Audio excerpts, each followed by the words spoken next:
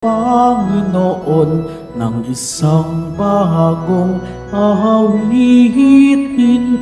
Magsiawit kayo sa Panginoon, buong sandaigdigan. Awitan ang Panginoon at purihin ang kaniyang ngalan. Ipahayag ang kaniyang pagliligtas sa lahat ng panahon. Magsiawit kayo sa Panginoon ng isang bagong awitin. Magsiawit kayo sa Panginoon, buong sandaigdigan. Sa ngalan ng Ama at ng Anak at ng Espiritu Santo, Amen. sumainyo ang Panginoon. At sumaiyo rin. Mga kapatid, aminin po natin ang ating mga kasalanan upang marapat tayong gumanap sa banal na pagdiriwang.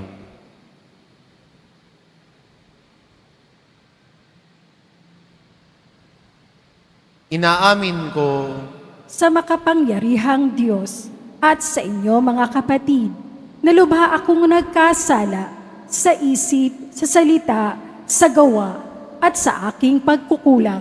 Kaya isinasama ko sa mahal na Birheng Maria, sa lahat ng mga anghel at mga banal, at sa inyo mga kapatid, na ako'y ipanalangin sa Panginoong ating Diyos. kaawaan tayo ng makapangyarihan Diyos, patawarin tayo sa ating mga kasalanan, at patnubayan tayo sa buhay na walang hanggan. Amen. Panginoon, kaawaan mo kami. Panginoon, kaawaan mo kami. Kristo, kaawaan mo kami. Kristo, kaawaan mo kami. Panginoon, kaawaan mo kami. Panginoon, kaawaan mo kami. Manalangin tayo. Ama naming makapangyarihan, ang langit at lupa ay iyong pinamamahalaan. Dinggin mo ang pagluhog ng iyong sambayanan at pagkalooban mo kami ng kapayapaan araw-araw sa pamamagitan ni Hesukristo kasama ng Espiritu Santo, magpa sa walang hanggan. Amen. Magsiupo muna ang lahat. Pagbasa mula sa sulat sa mga Hebreo. Ang bawat dakilang saserdote pinili sa mga tao at itinalagang maglilingkod sa Diyos para sa kanila upang maghandog ng mga kaloob at mga hain dahil sa mga kasalanan. Mahinahon niyang napapakitunguhan ang mga mangmang at naliligaw ng landas sapagkat siya'y mahina rin. At dahil sa kanyang kahinaan, kinakailangan siya'y maghandog ng hain, hindi lamang para sa kasalanan ng mga tao, kundi para sa kasalanan din niya. Ang karangalan ng pagiging dakilang saserdote ay hindi maaaring kamtan ni numan sa kanyang sariling kagustuhan. Ang Diyos ang umihirang sa kanya, tulad ng pagkahirang kay Aaron. Gayon din naman, hindi si Kristo ang nagtaas ng kanyang sarili sa pagiging dakilang saserdote. Siya inirang ng Diyos na nagsabi sa kanya, "Ikaw ang aking anak, ako ang iyong ama." Sinasabi rin niya sa ibang bahagi ng kasulatan, "Ikaw ay saserdote magpakailanman, ayon sa pagkasaserdote ni Melchizedek." Noong si Jesus ay namumuhay rito sa lupa, siya ay dumalangin at lumuluhang sumamo sa Diyos na nakapagliligtas sa kanya sa kamatayan. At dininig siya dahil sa lubusan siyang nagpakumbaba. Bagamat siya ay anak ng Diyos, natutuhan niya ang tunay na kahulugan ng pagsunod sa pamamagitan ng pagtitiis. At nang maganap na niya ito, Siya ay naging walang hanggang tagapagligtas ng lahat ng sumusunod sa Kanya. Minarapat ng Diyos na siya ay gawing dakilang saserdote ayon sa pagkasaserdote ni Melkisedek. Ang salita ng Diyos. Salamat sa Diyos. Ika'y paring walang hanggan, katulad ni Melkisedek. Ika'y paring walang hanggan, katulad ni Melkisedek. Sinabi ng poon sa hari ko't Panginoon, maupo ka sa kanan ko, hanggang ang kaaway mo ay lubos na mapasuko, pagkat iyong matatalo. Ika'y paring walang hanggan, katulad ni Melkisedek. Magmula sa dakong Siyon ay palalawakin niya ang lupaing iyong sakop, at lahat ng kaaway mo'y sakupin at paghaharian, gayon ang kanyang utos. Ika'y paring walang hanggan, katulad ni Melkisedek. Sasamahan ka ng madla kung dumating ang panahong lusubin ka ng kaaway. Magmula sa mga bundok, lalabas at sasamahan ka ng mga kabataan. Ika'y paring walang hanggan, katulad ni Melkisedek. Panginooy may pangako na ito'y tiyak mangyayari. Ganito ang kanyang saysay. Katulad ni Melkisedek, gagawin kang saserdote na hindi na wawakasan. Ika'y paring walang hanggan, katulad ni Melkisedek. Magsitayo na po ang lahat.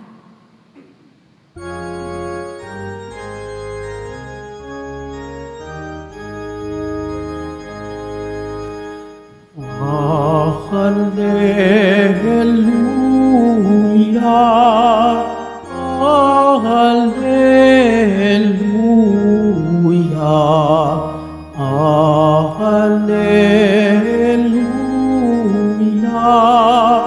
Hallelujah.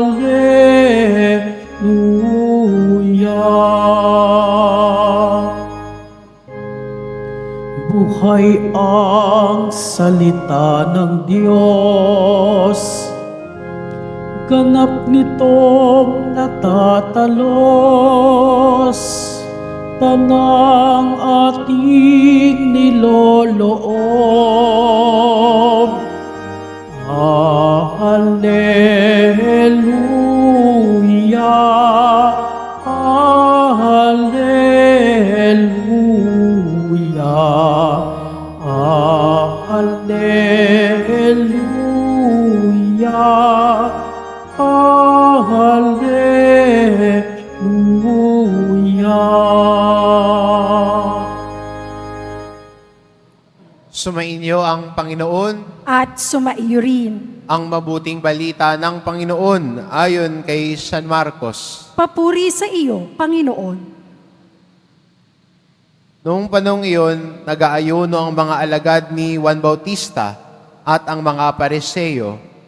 May lumapit kay Jesus at nagtanong, bakit po nag-aayuno ang mga alagad ni Juan Bautista at ang mga alagad ng mga Pariseo? Ngunit ang mga alagad ninyo'y hindi. Sumagot si Jesus, makapag-aayuno ba ang mga panauhin sa kasalan samantalang kasama nila ang lalaking ikinasal? Hindi. Kapag wala na ang ikinasal, saka pa lamang sila mag-aayuno. Walang nagtatagpi ng bagong kayo sa lumang kasuotan. Pag-urong ng bagong kayo, mababatak ang luma at lalong lalaki ang punit. Wala rin namang nagsisilid ng bagong alak sa lumang sisidlang balat, sapagkat papaputukin ng alak ang balat. Kapwa masasayang ang alak at ang masisidlan. Bagong alak, bagong sisidlang balat. Ang mabuting balita ng Panginoon. Pinupuri ka namin, Panginoong Heso Kristo. Magsiupo muna ang lahat.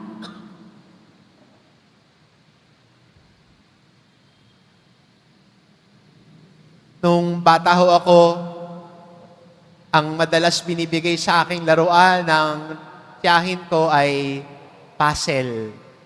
Alam niyo ho yun? Yung mga 8 piraso, 10 piraso, pag dudugtong-dugtungin mo hanggang makabuo ng isang litrato. May tsahin ko ho kasi mahilig ho siya sa puzzle. Yung sa kanya ho, 1,000 pieces, 5,000 pieces. Nauso ho yan di ba?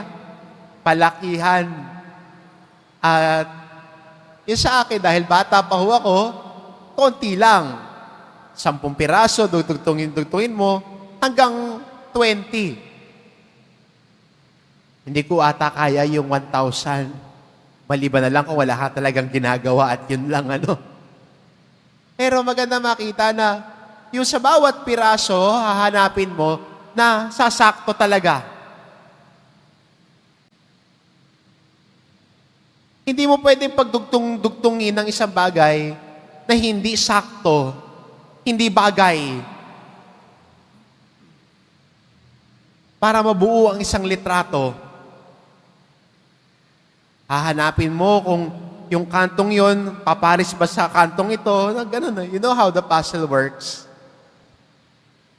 Maganda rin ho sa Ebanghelyo natin na sinasabi din ni Jesus, kailangan sa pamumuhay din natin bilang mga Kristiyano, magkasya din. Magkasya sa buhay natin ang salita ng Diyos. At the proper time, at the proper season. Sinasabi natin bilang Kristiyano, everything at its proper time. Sinasabi din ng salita ng Diyos, sa panahong iniatas ng Diyos. Everything has its proper time, everything has its proper season. Sa pamumuhay din natin bilang Kristiyano, sana ang pagsasabuhay natin ng pananampalataya ay at its proper time. Na ang panahon ng pagsasabuhay ng pananampalataya natin ay lagi. Hindi ho kung kailan lang natin maisipan.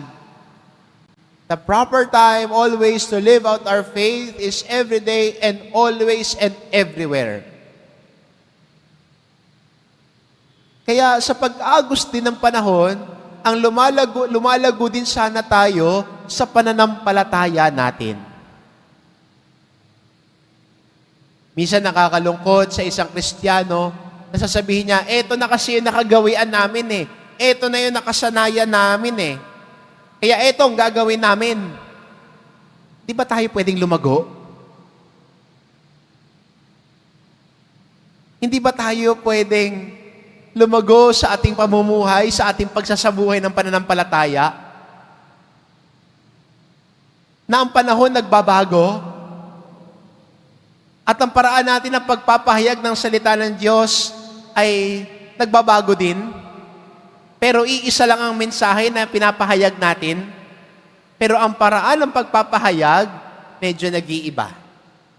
Dati naman hindi uso tong online mass Pero dahil ang dikta ng panahon ay dito na tayo pupunta, susunod tayo. Sasabay tayo.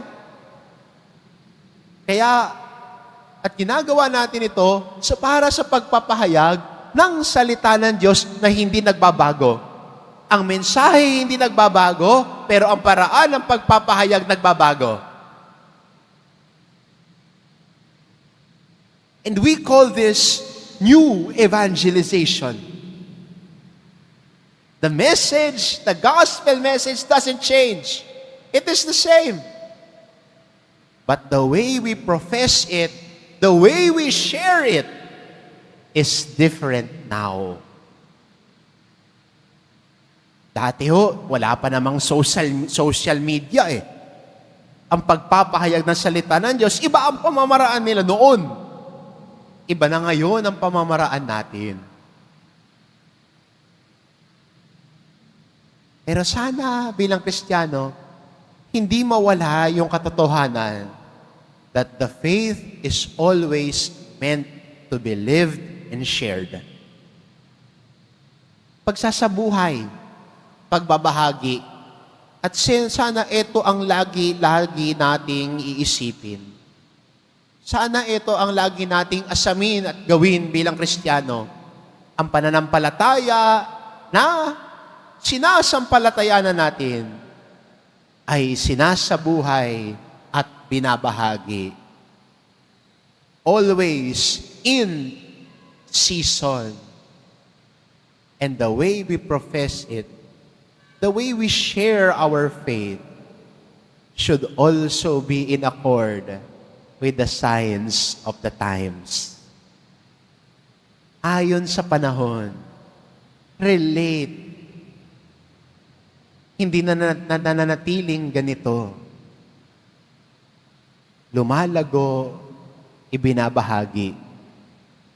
Kaya nawa maging hamon sa atin ito bilang Kristiyano at bilang mga deboto ni Jesus Nazareno, na sa ating pagninilay, sa ating pakikinig sa kanyang salita, sa pakikinig sa kanyang mga aral at turo, iisa lang ang mensahe.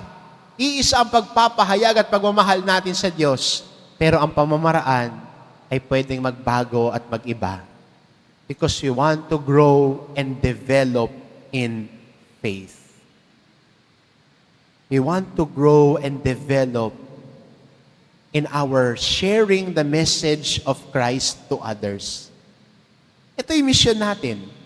Ito'y hamon sa atin. Na ang pananampalataya sana natin, hindi lang tayo tagakinig, kundi pinaka-importante sa lahat, ang pinakikinggan, binabahagi. Kahit saan man tayo nagpupunta, kahit saan man tayo naroon, Kristiyano tayo, deboto tayo, sinasabuhay at ipinapahayag ang pananampalataya natin at pagmamahal sa Poong Jesus Nazareno. Amen. Magsitayo na po ang lahat.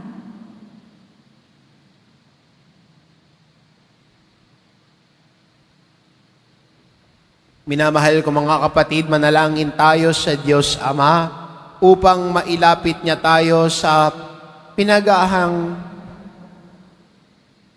pinahahalagahan ng Ebanghelyo upang mapanibago ang simbahan at sandaigdigan. Ang ating itugon, Panginoon, ng banal na piging, panibaguhin mo kami. Panginoon ng banal na piging, panibaguhin mo kami. Ang simbahan, ang bayan ng Diyos, at ang mga pinunong lingkod nito, naway sundin ang udyok ng Espiritu Santo na ipinahayag sa mga tao sa ngayon ang laging napapanahong mensahe ng Ebanghelyo. Manalangin tayo. Panginoon ng banal na piging, panibaguhin mo kami. Sa mga pinagkalooban ng tungkuling pangangasiwa, paggawa ng batas, at paghuhukom sa lipunan, naway lagi nilang ilagay ang pangkalahatang kabutihan ng tao, higit pa sa ipinatutupad ng batas. Manalangin tayo.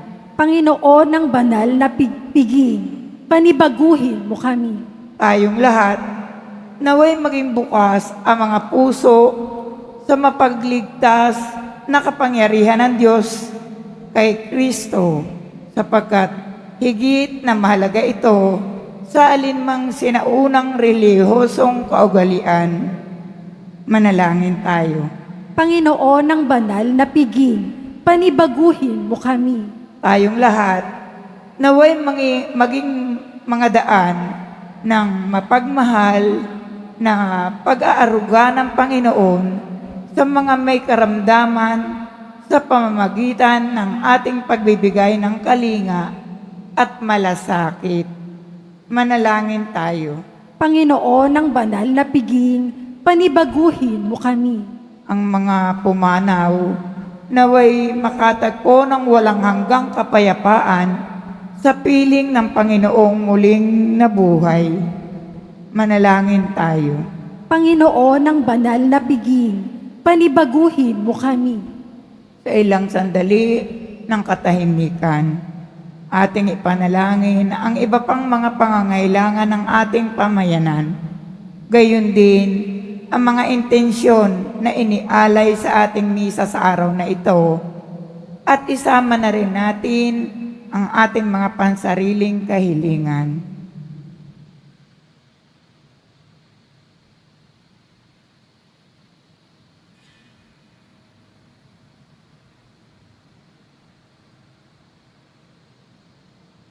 Manalangin tayo.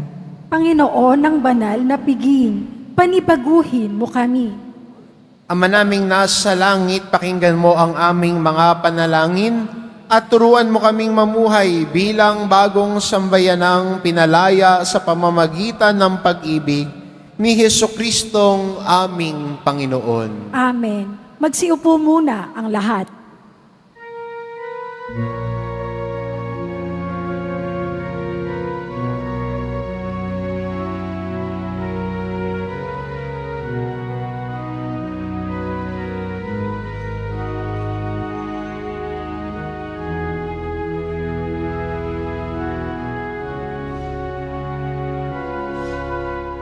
Ang maihahandog sa'yo, Panginoon, ang tinapay at alak mula sa aming kamay. Sa iyong kabutihan, aming iaalay ang tinapay at alak sa gisag ng aming buhay.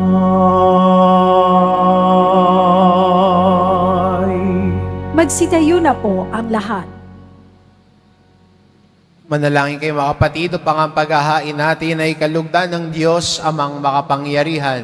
Tanggapin nawa ng Panginoon itong paghahain sa iyong mga kamay, sa kapurihan niya at karangalan, sa ating kapakinabangan, at sa buong sambayanan niyang banal. Ama naming lumikha, ay pagkaloob mong marapat na ganapin ang banal na paghahain, sapagkat tuwing ipinagdiriwang ang alaala ng anak mong nag-aalay, ang pagliligtas niya sa tanan ay nangyayari upang kami pakinabangan sa pamamagitan niya, kasama ng Espiritu Santo, magpa sa walang hanggan. Amen. Sumainyo ang Panginoon. At sumaiyo rin. Itaas sa Diyos ang inyong puso at diwa. Itinaas na namin sa Panginoon. Pasalamatan natin ang Panginoong ating Diyos. Marapat na siya ay pasalamatan. Ama naming makapangyarihan, tunay ngang marapat na ikaw ay aming pasalamatan sa iyong paglingap at kagandahang loob. Ang tao'y nilikha mo't pinangangasiwa sa sansinukob. Sa hangad mong siya'y iwastong lubos, siya'y pinagdusa mo sa kanyang pagtalikod. Sa iyong pagiliw, iyong ipinahintulot na makabalik siya sa pamamagitan ni Kristo Jesus. Kaya kaisa ng mga anghel na nagsisiawit ng papuri sa iyo nang walang humpay sa kalangitan, kami nagbubunyi sa iyong kadakilaan. Santo, Santo, Santo, Panginoong Diyos ng mga hukbo, napupuno ang langit at lupa ng kadakilaan mo, o sana sa kaitaasan. Pinagpala ang naparirito sa ngalan ng Panginoon, o sana sa kaitaasan. Magsiluhod po ang lahat. Ama naming banal, ikaw ang bukal ng tanang kabanalan, kaya't sa pamamagitan ng iyong Espiritu gawin mong banal ang kaloob na ito, upang para sa amin maging katawan at dugo ng aming Panginoong Jesucristo. Bago niya pinagtiisang pusang loob na maging handog, hinawakan niya ang tinapay, pinasalamatan kanya. Pinagati-hati niya iyon, iniabot sa kanyang mga alagad at sinabi, "Tanggapin ninyong lahat ito at kanin. Ito ang aking katawan na ihahandog para sa inyo.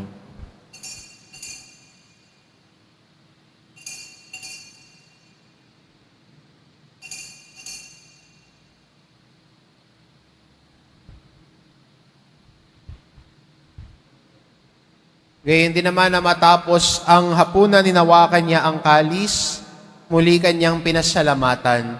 Iniabot niya ang kalis sa kanyang mga alagad at sinabi, "Tanggapin ninyong lahat ito at inumin. Ito ang kalis ng aking dugo, ng bago't walang hanggang tipan. Ang aking dugo na ibubuhos para sa inyo at para sa lahat, sa ikapagpapatawad ng mga kasalanan. Gawin ninyo ito sa pag-alala sa akin."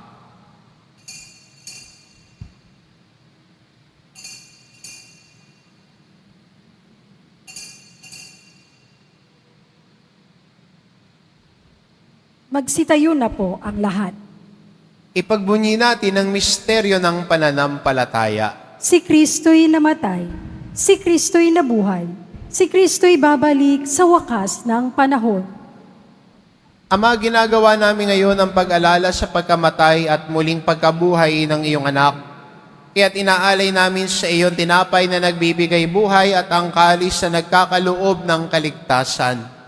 Kaming nagpapasalamat dahil kami iyong minarapat na tumayo sa harap mo para maglingkod sa iyo.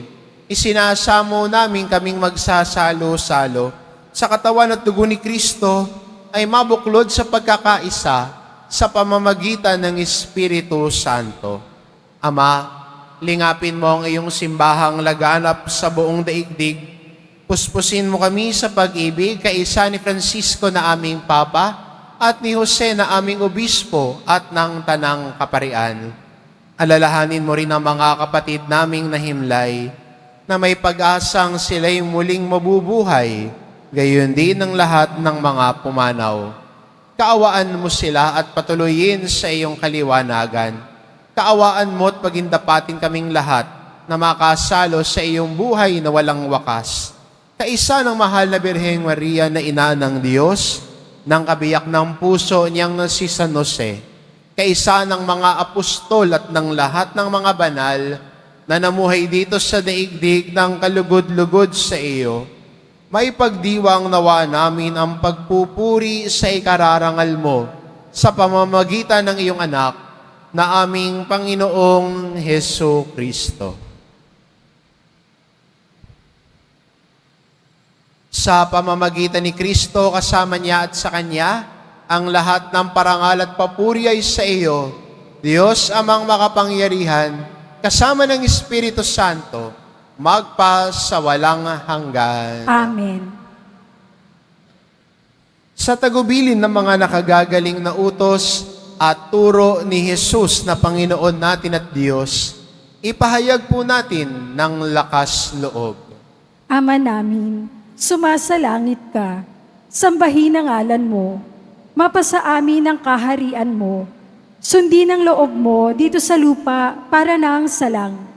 Bigyan mo kami ngayon ng aming kakanin sa araw-araw at patawarin mo kami sa aming mga sala para nang pagpapatawad namin sa nagkakasala sa amin.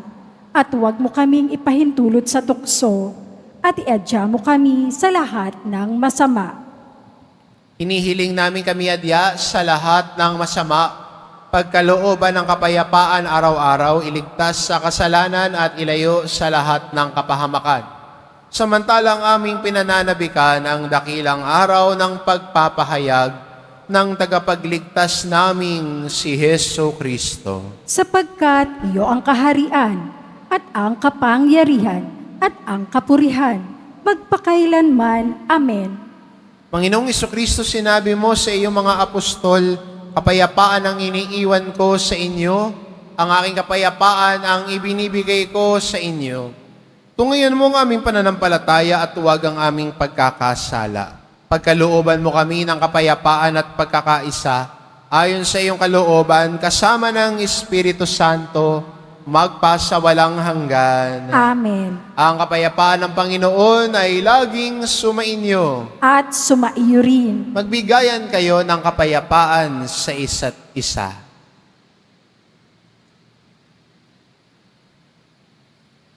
Kordero ng Diyos na nag-aalis ng mga kasalanan ng sanlibutan, maawa ka sa amin. Kordero ng Diyos na nag-aalis ng mga kasalanan ng sanlibutan, maawa ka sa amin. Kordero ng Diyos na nag-aalis ng mga kasalanan ng sanlibutan, ipagkaloob mo sa amin ang kapayapaan, magsiluhod po ang lahat. Ito ang kordero ng Diyos, ito nag-aalis ng kasalanan ng sanlibutan, mapalad ang mga inaanyayahan sa kanyang piging. Panginoon, hindi ako karapat-dapat na magpatuloy sa iyo, ngunit sa isang salita mo lamang ay gagaling na ako.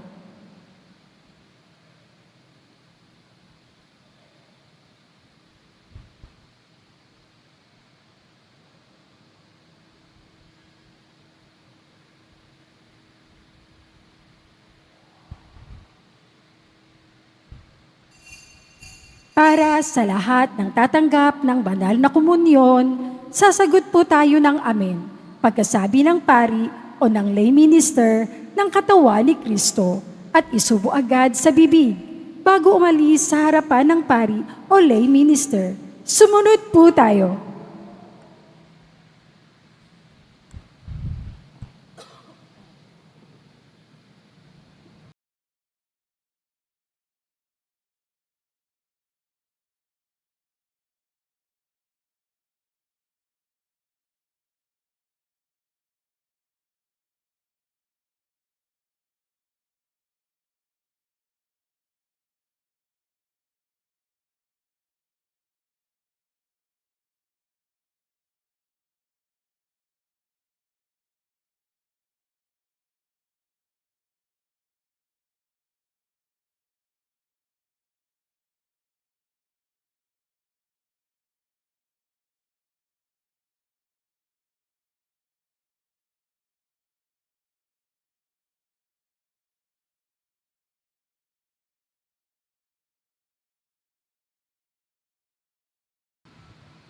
Manalangin tayo.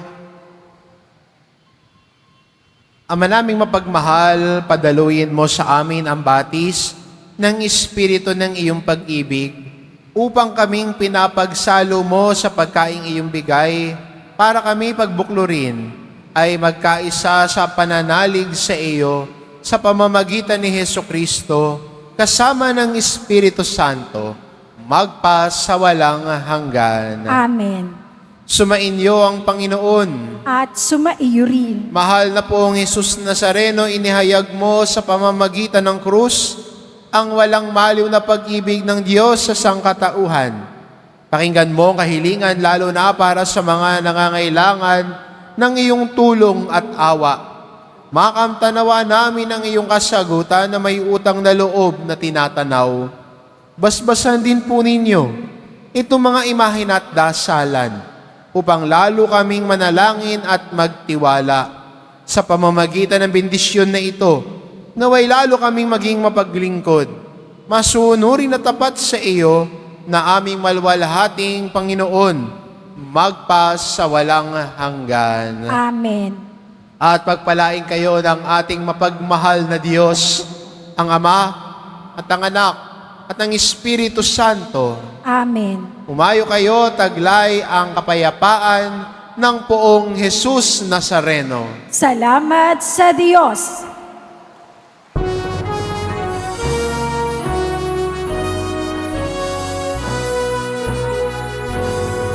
Sa Padre Jesus Nazareno, sinasamba ka namin.